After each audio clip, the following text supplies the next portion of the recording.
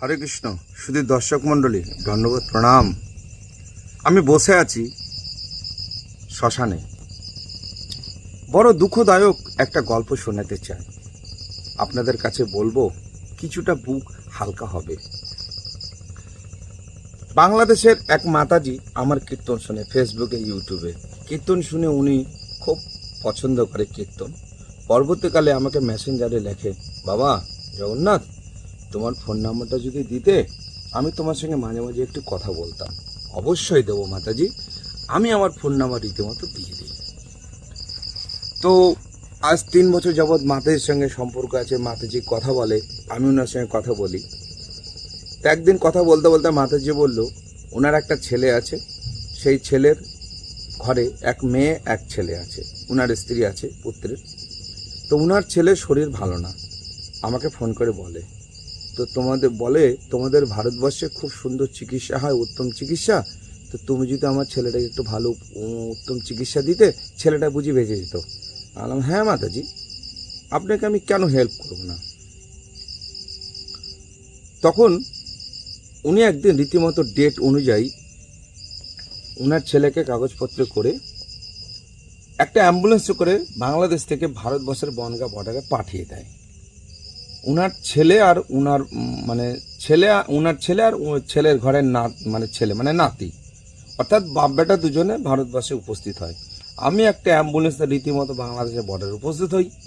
0 গ্রাউন্ডে গিয়ে আমি সেই ভদ্রলোককে রিসিভ করি, উনাকে আর ওনার ছেলেকে। তো সঙ্গে নিয়ে এসে 2,80,000 টাকা ক্যাশ। তো ট্রিটমেন্টের জন্য ভাবলাম কোথায় ভালো ট্রিটমেন্ট হয়, অত ভালো আমার জানা নাই, কিন্তু যে বড় বড় হাসপাতালগুলোর নাম শুনেছি তাদের সম্বন্ধে একটু অভিজ্ঞতা আছে। তো পরবর্তীকালে সেই ব্যক্তিকে আমি নিয়ে গেলাম গান্ধী মেমোরিয়াল, সেখানে হলো না, নিয়ে গেলাম অ্যাপোলো হাসপাতালে। তো অ্যাপোলো হাসপাতালে যখন পৌঁছালাম তখন বেলা 11:30 বাজে, রীতিমতো ভর্তি করে দিলাম। ভর্তি হওয়ার পরে ওনার ট্রিটমেন্ট শুরু হয়ে গেল। সারাটা দিন আমি বাইরে ঘুরে বেড়ালাম, সন্ধ্যা পর্যন্ত বারবার দেখতে যাই, বারবার আমি আসি। দিয়ে পরবর্তীকালে কি হলো, ওনার ছেলেকে আমি বললাম, তুমি একটা ঘর করো, সেই ঘরের মধ্যে তুমি থাকো, ঘর ভাড়া নাও। ওনার ছেলে একটা ঘর ভাড়া ব্যবস্থা করে দিলাম, একটা ঘর ভাড়া নিল। ওনার ছেলেকে আমি ঘরে দিয়ে আসলাম। আমি রীতিমতো অ্যাপোলো কি হলো সঞ্জয়, তারপরে কি হলো, রাত আমাকে 10টার সময় ফোন করে বলে, আপনি হাসপাতালে আসুন। আমি হাসপাতালে গেলাম, বলল উনার হার্টের প্রবলেম আছে আর কিডনিরও প্রবলেম আছে, তো উনার ওপেন সার্জারি করতে হবে, তো প্রেস মেকার লাগবে, টাকা পয়সা জমা দিন। আমি রীতিমতো টাকা পয়সা জমা দিয়ে দিলাম, বিল নিয়ে এলাম। উনাকে রাত 10:30টার সময় ওনারা ওটিতে নিয়ে চলে যায়। ওটিতে নিয়ে গিয়ে প্রেস মেকার লাগিয়ে দেয়। তারপরে আইসিইউ থেকে নিয়ে গিয়ে আইসিসিউতে দেয়। আমি কিন্তু বাইরে ঘুরে বেড়াই, আমার হাসপাতালে ঢুকতে দেয় না রাতের বেলা। অফিস রোডে সামনে টিনের সেট আছে, গাড়ির অ্যাম্বুলেন্সগুলো দাঁড়িয়ে আছে, অ্যাম্বুলেন্সের পা দানিতে বসে বসে মশার কামড় খাচ্ছি আর অপেক্ষায় আছি, একটা শুভ সংবাদ শুনতে পারবো সে অপেক্ষায়। পরবর্তীকালে রাত 3টের সময় আমাকে ফোন করে। রাত 3টের সময় ফোন করে বলে, আপনি কোথায় আছেন, তাড়াতাড়ি আসুন, পেশেন্টের অবস্থা ভালো না। আমি রীতিমতো সঙ্গে সঙ্গে উপস্থিত হয় সেখানে। হওয়ার পর সে পেশেন্টকে গিয়ে দেখলাম আইসিইউতে পেটের মধ্যে হাওয়া ঢুকছে আর বেরোচ্ছে, হাওয়া ঢুকছে আর বেরোচ্ছে, পেটটা বারবার ফুলছে বড় হয়ে বেলুনের মতো আর কমে যাচ্ছে।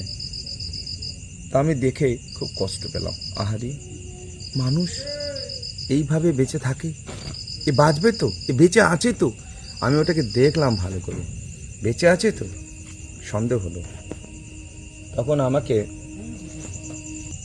পরবর্তীকালে কি হলো, ডাক্তারের কাছে কথা বলতে গেলাম, বললো ব্যক্তি মারা গেছে।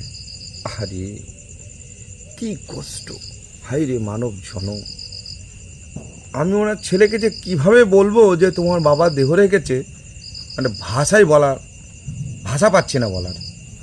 তো বললাম, তোমার পিতার অবস্থা খুব একটা ভালো না, বাঁচবে কিনা সন্দেহ আছে, এইটুক বললাম। তার কারণ যদি ডাইরেক্ট বলে দেই তোমার বাবা মরে গেছে, ছেলেটা হার্ট অ্যাটাক করতে পারে, নিতে পারবে না।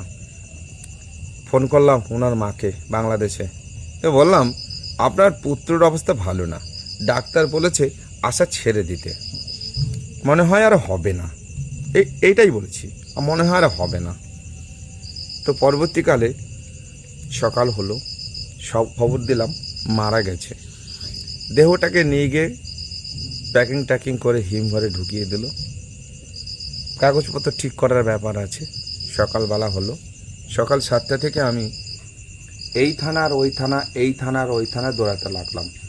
দুটো থানা মিলে এই থানায় 3বার, ওই থানায় 3বার ট্যাক্সি রিজার্ভ করে।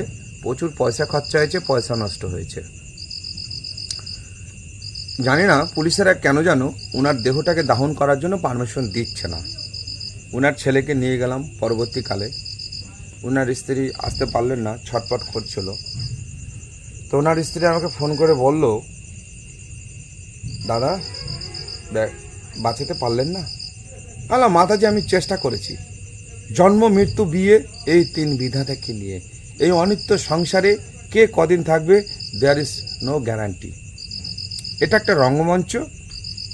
আমি যেটা বললাম ওনাকে, এটা রঙ্গমঞ্চ। এই রঙ্গমঞ্চে আমরা সবাই অভিনয় করতে এসেছি। কেউ হয়ে এসেছে মাতা, কেউ হয়ে এসেছে পিতা, কেউ সহোদর ভাই, কেউ সহোদর ভগিনী। তো আমরা ধার করার জীবন নিয়ে এসেছি। আমরা কে কদিন বাঁচব কেউ জানে না। এই পৃথিবীতে একজনই ছিলেন দীর্ঘায়ু সম্পন্ন ব্যক্তি, তার নাম হচ্ছেন মহারাজ পরীক্ষিত। 7 দিনের আগেও মরবে না, 7 দিনের পরেও মরবে না। কিন্তু আমাদের এই ক্ষণভঙ্গ জীবনের কোনো গ্যারান্টি নেই। তারপরে মরে গিয়ে স্বর্গে যাব না নরকে যাব না বৈকুণ্ঠ লেকে যাব, আমি বলতে পারবো না। আমার মা মারা গেছে, উনি স্বর্গে গিয়ে দেবী হয়ে গেছেন, নর্তকী হয়ে গেছেন, না বৈকুণ্ঠ লেকে গুরুদেবের সেবা করছেন, আমি বলতে পারবো না। কেউ সন্ধান দিতে পারবে না এই পৃথিবীতে আমার মা কোথায় আছে। আমি সব কিছু বোঝানোর পর বললাম, আপনি আপনাকে নিজেকে সম্বরণ করুন, কলন্দন করবেন না। কাঁদলে পরে বুক হালকা হয়, তবু আমার ডিউটি বলা।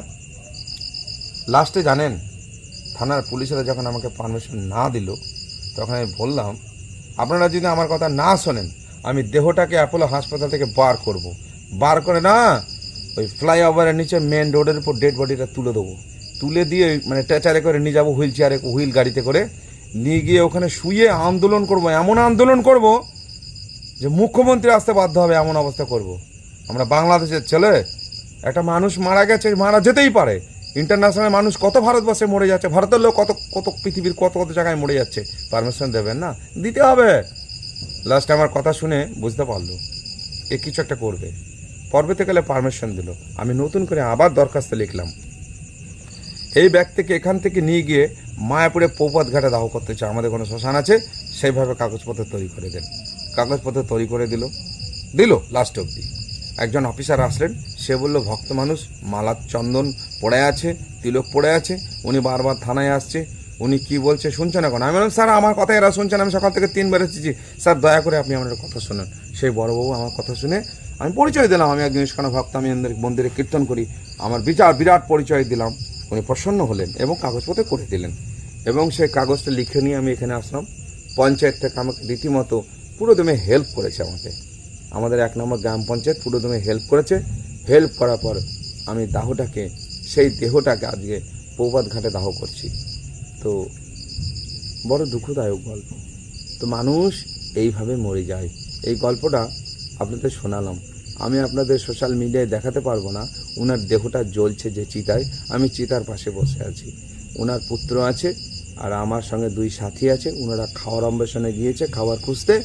আমি বসে আছি। ওনার ছেলে ওই জেটির উপরে দূরে বসে কান্না করছে, ওখানে আছে।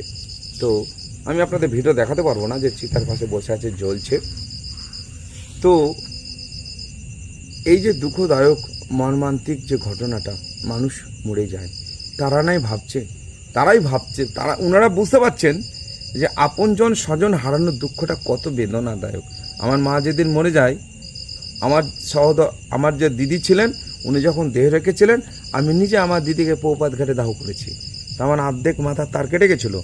আর আমার বাবা যখন মরেছিল, তখন আমি হয়তো দুঃখ পাইনি, কারণ আমার একজন দেবীর মতো দিদি ছিল, আমার মা ছিল, ভগবতীর মতো আমার মা ছিল। তো আমার মা যখন মরে যায়, আমার বাবাকে আমার দিদিকে, তার প্রথমে আমার বাবাকে, তারপর আমার দিদিকে, আমার মা যখন মরে গেল আমার মাকে এখানে দাহ করেছি আমি নিজে হাতে।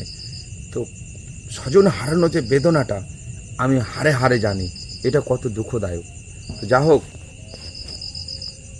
আপনারা এই দুঃখটা না পান, দুঃখটা যখন সময় আসবে তখন যদি দুঃখটা কেউ পায়, স্বজন হারানোর দুঃখ, সেটা বড় সুখদায়ক। 80-90 বছর বয়সে বৃদ্ধ বয়সে দেহ রাখলো, সেটা ঠিক আছে, কিন্তু এই মানে 55 বছর বয়সে, 50 বছর বয়সে এটা মেনে নেওয়া যায় না। ঠিক আছে, আমি গল্প কথায় জগন্নাথ বর্মন আপনাদেরকে শোনালাম, কিছু সিন দেখাবো, আপনারা একটু দেখবেন দয়া করে।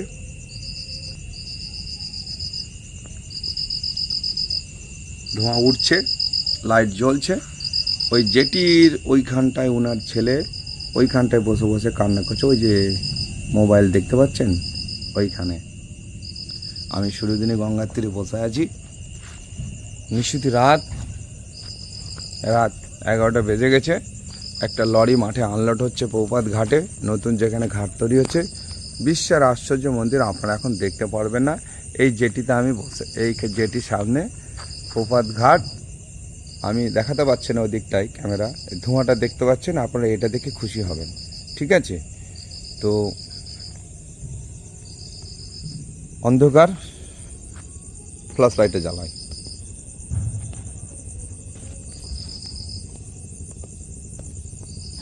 ফ্ল্যাশ লাইট জ্বলছে না আমার।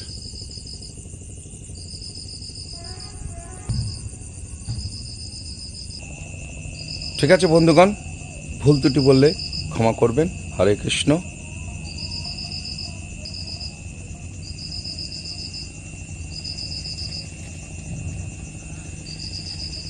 নস্য অভিযানের থেকে ভয়ঙ্কর পরিস্থিতি আমি বসে আছি, কেউ নেই। ফুলের মালা চন্দন যা নিয়ে এসেছিলাম, আমার সাথীরা এখনই আসবে, খাবার খুঁজতে গেছে, খাবার দাবার কিনে এনে খেয়ে দিয়ে আসবে। ওকে, হরে কৃষ্ণ। জয় হোক, জগৎগুরু শিলা প্রভুপাদ কি জয়।